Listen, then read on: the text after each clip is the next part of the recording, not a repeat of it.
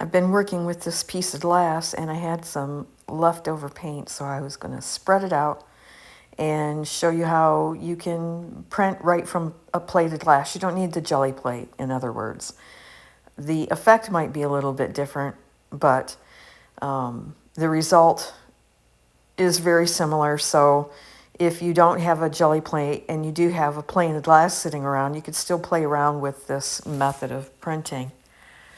Here I'm just spreading the paint. I'm just using what's left over on the palette, and I created a background that I thought was kind of interesting this time. Now I've got this leftover paint on the glass, so there's a couple of things I can do. Right here I just sprayed it with some water. I'm going to go around and wipe the excess water from around it, but that water will help soften the paint.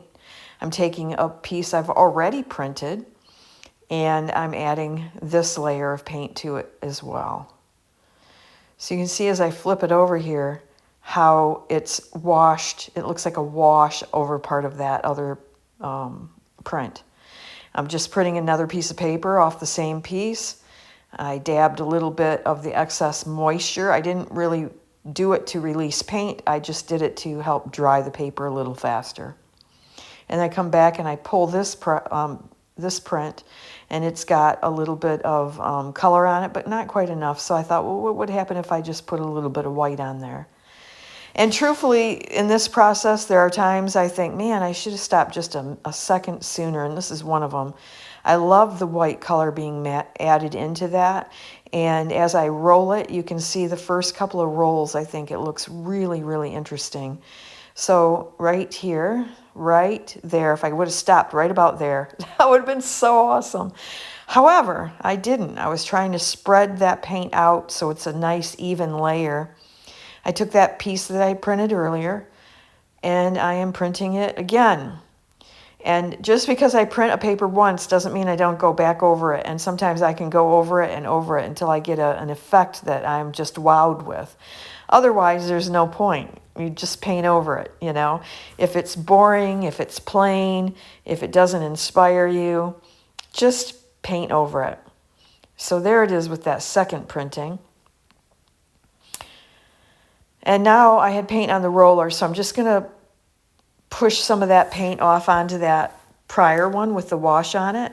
Now I've sprayed this white paint again, and I'm kind of like mushing it in a little bit.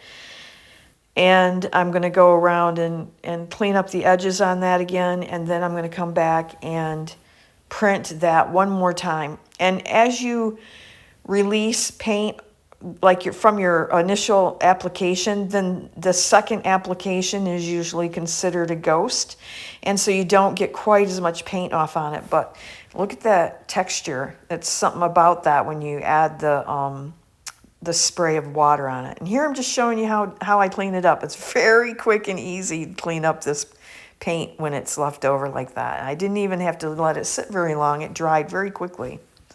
These are the finished pieces that this is the finish I got to today, let's put it that way. That does not mean I'm not going to come back in here and put more paint on them and try to get them more expressive or something. But I'll show you that in another video.